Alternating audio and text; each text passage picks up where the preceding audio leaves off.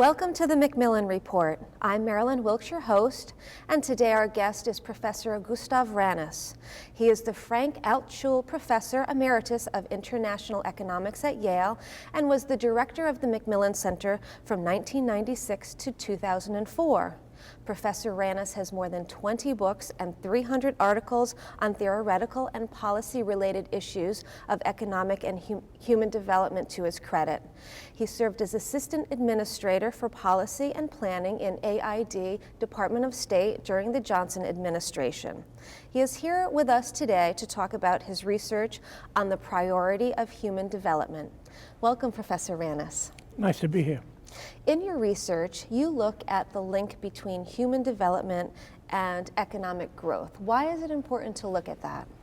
Well, most of the past history has been focused on economic growth. But the basic idea here is that growth is really a means to an end, not an end in itself. People don't eat GNP. They like long, happy, healthy lives. And human development measures that dimension of human welfare. So the idea is to look at the links between growth, which is still necessary, as a means to the end of increasing human development performance.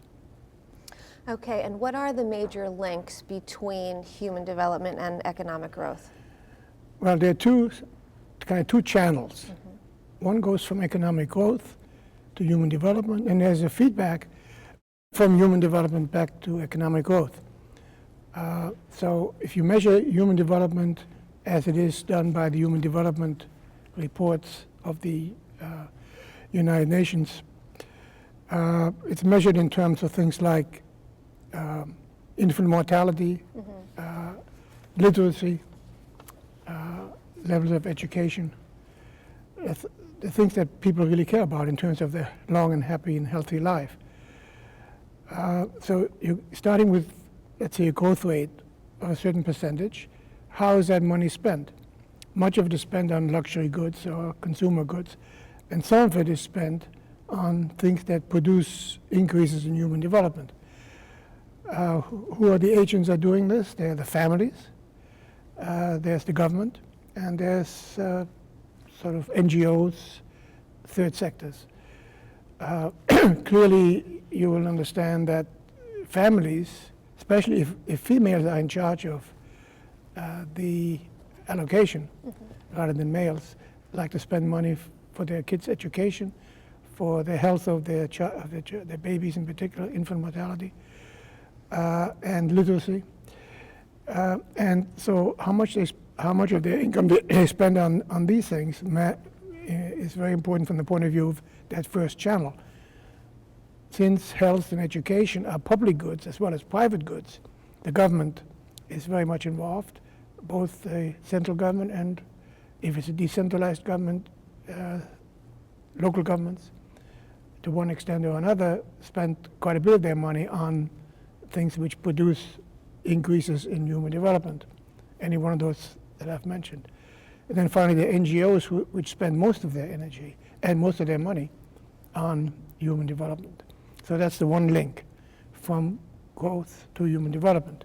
Then there's a reverse link when you have people with better levels of human development, they are more capable of producing growth in the next period. For example, if you have people who are healthier, they are producing, their labor is more effective or more efficient. Entrepreneurs are more active, managers are better equipped, and combined with investment rates, capital accumulation and capital that may come from inside and savings of the society itself, together will produce more GNP in the next period. So the cycle continues. And so you have countries which are doing fairly well, both with respect to growth and doing well with respect to enhancing the human development levels. Okay. And you've looked at developing countries and categorized them in specific ways depending on these linkages. Can you speak to that a little bit and describe them? Yeah. There are four categories. Some countries can be classified as being in a virtuous cycle. The virtuous cycle means that compared to all the developing countries, we're dealing mostly with developing countries, not with the mature countries or rich countries, compared to all the other developing countries, if they're doing better than average on growth and better than average on human development, call them being in a virtuous cycle. And if they're doing worse than the average on both, we call them a vicious cycle. And you can probably imagine that the virtuous cycle countries are largely in the virtuous ones are in East Asia, and the vicious ones are largely in sub-Saharan Africa. Now, the interesting cases are the ones which do better than average on one, but worse than average on the other. And these are kind of lopsided cases.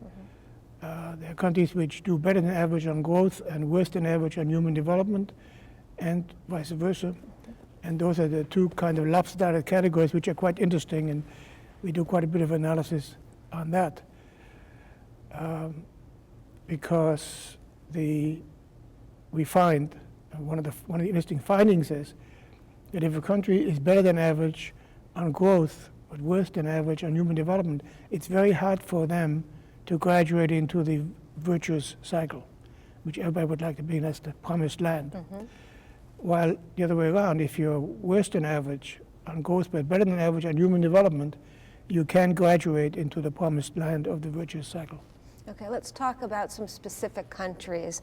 Has anyone reached the promised land, and then conversely, is anyone stuck at the bottom, so to speak? Yes, quite a few are at the bottom. Most of sub-Saharan Africa is vicious cycle all the way through. What we do is divide the whole period from 1960 to 2004, I think it was, into decades and see how they progress over time. And we find that some countries get stuck, vicious cycle. Some are virtuous all the way through. But the interesting cases are the ones that move and graduate or fail to graduate. Any particular countries that you Well, can like cite? China, for example. China was for a while human development lopsided in favor of human development, and they ultimately graduated into virtuous cycle. On the other hand, Egypt was lopsided in favor of growth and ended up in a vicious cycle for the time being. I mean, there's always a chance for it to recover.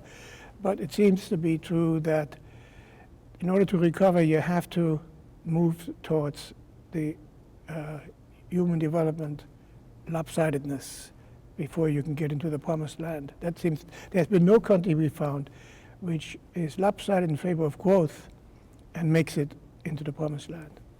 And what are we looking at in terms of time periods for a country to, move in one direction or another? I imagine it varies, but is there any kind of average? Well, some you're of finding? It takes a decade, 2 decades.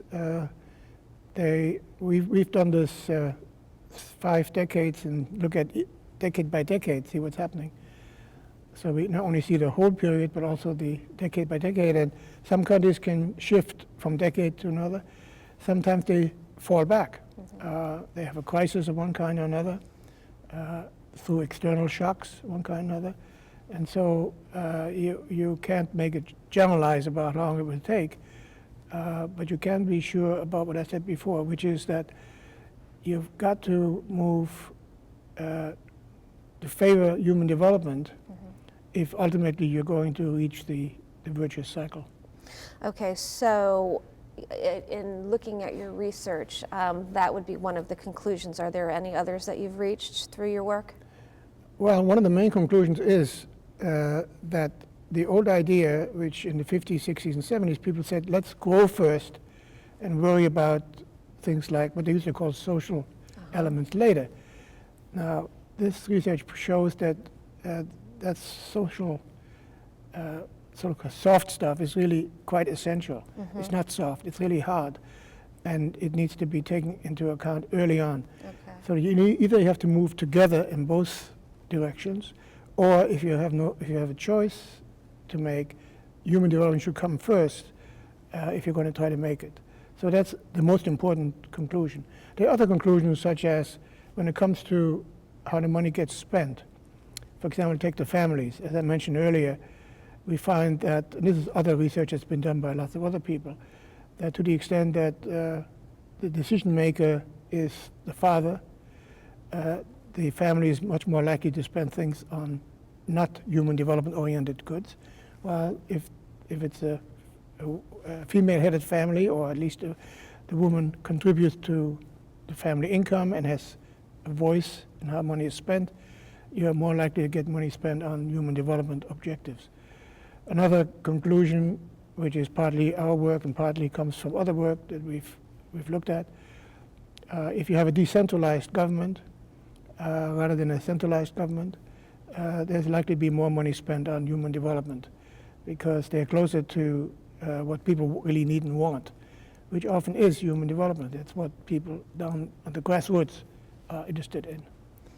Okay, and finally, it seems to me, policy implications that one could look towards based on your research and its conclusions. Can you speak to that at all? Well, I've already done a bit of that, in the sense that the importance of literacy, infant mortality, and life expectancy as an objective of policy early on comes out clearly from the research we've done.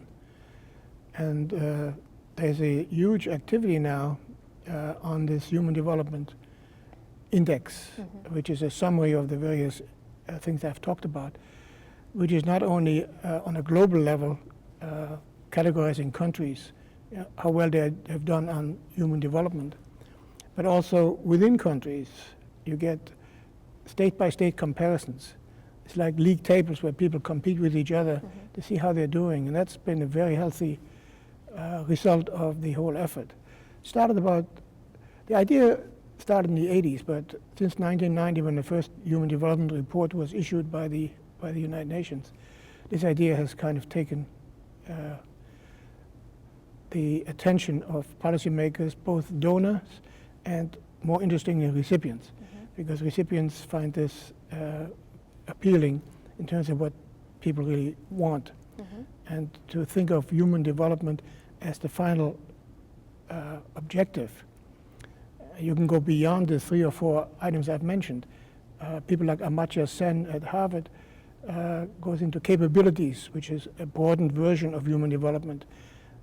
What makes people happy? It's not just the things I've mentioned. There are other things like being left alone, having freedom of choice, having freedom of religion, all kinds of other issues which are called capabilities. But some of them are measurable and some are less measurable.